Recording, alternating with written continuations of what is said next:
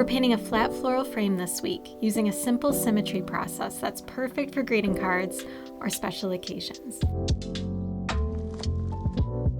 The color palette for this project is free as always. Just tap on the link in the video description and you can download and install it.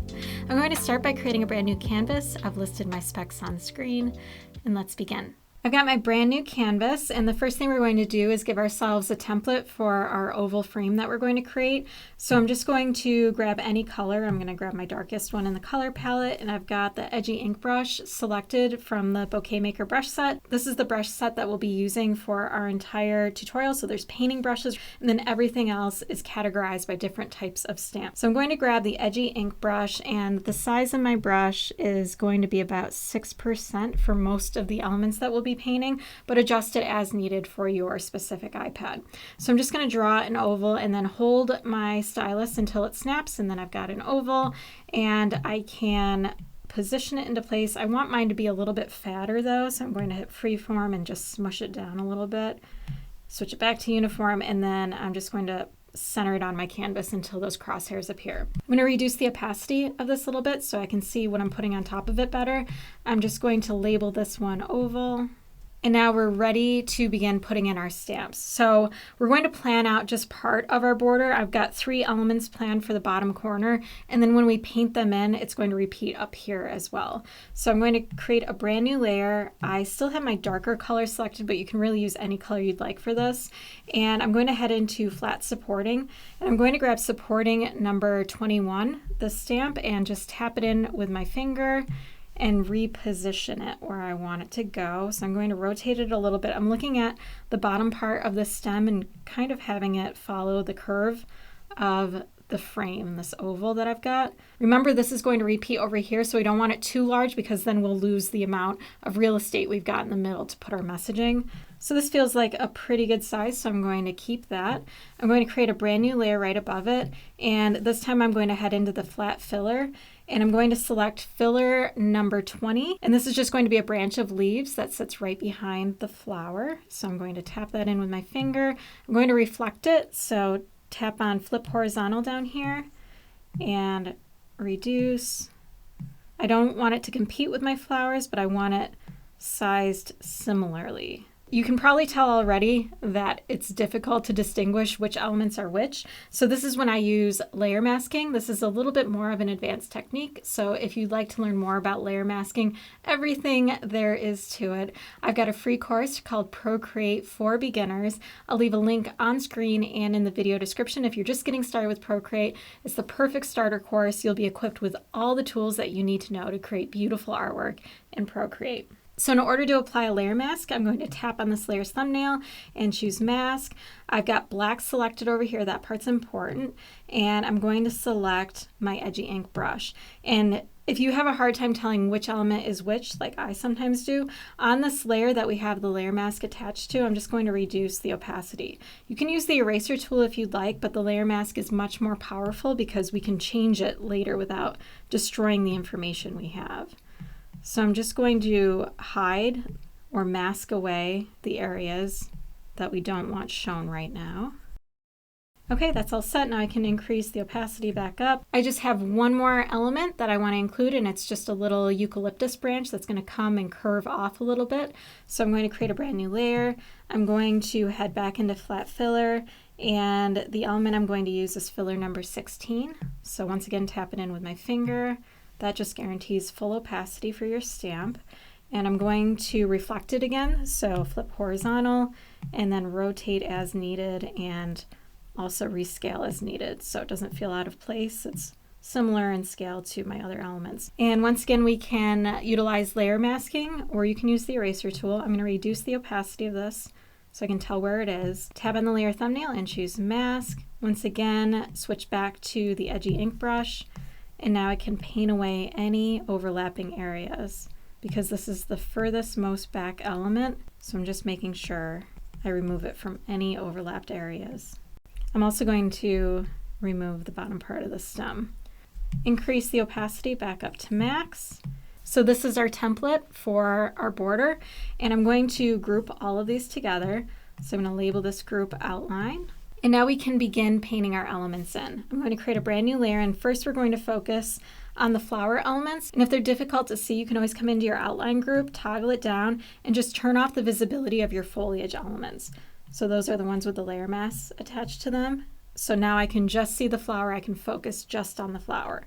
I'm going to toggle this back up, and on this brand new layer we're going to paint in all of our flowers. I'm going to first grab the second pink, so it's the second one on the second row, and we also need to come into our drawing guide options.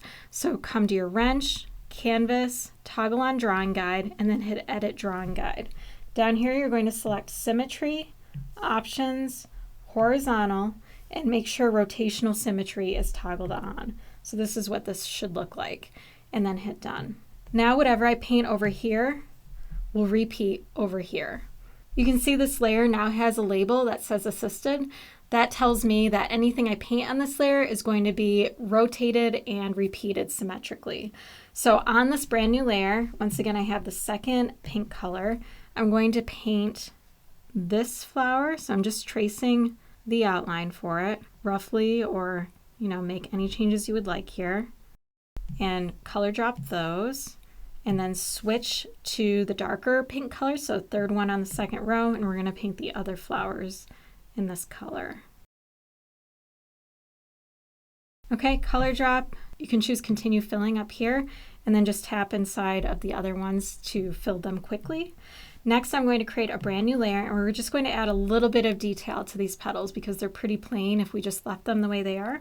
So I'm going to create a clipping mask. So whatever I paint on this layer will be masked into the layer beneath it. So tap in the layer thumbnail and choose clipping mask. And we also need this to rotate too. If we preview this, you can see that everything repeated over here, and any detail we add in here we want repeated as well. Instead of having to come back up here to the wrench and then drawing guide and edit drawing guide, we can apply the exact same settings that we just used for the layer beneath it by just tapping on the layer thumbnail and choosing drawing assist. And now whatever we paint on this layer will also be repeated over here.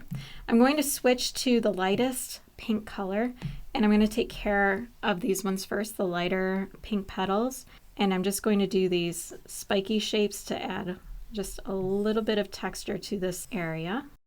And then for the darker petals, I'm just going to switch to the second pink color, so it's just a little bit lighter than this petal color. And you can see that has repeated now. We can group these two layers together. These are our petals, so I'm going to label this one petals. And now let's paint in the stem. If I turn off the petals group, you can see that the stem overlaps the petals. That tells me that the stem needs to be on the layer above the petals. So I'm going to create a brand new layer. I'm going to switch to my yellow mustard color. And remember, we want whatever we paint over here to be repeated on the other side. So we need to apply that drawing assist. So tap on the layer thumbnail and choose drawing assist, and now we can paint in the stem.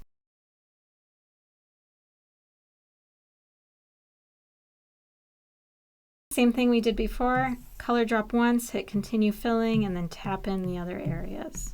If we zoom out, we can see that that's been repeated, and if we turn on our petals group, we can see everything's starting to come together. If I turn off the outline, we can preview it without the outline too. So now we've got our flowers in here, and the next thing we need to do is add in our foliage. So I can label our stems.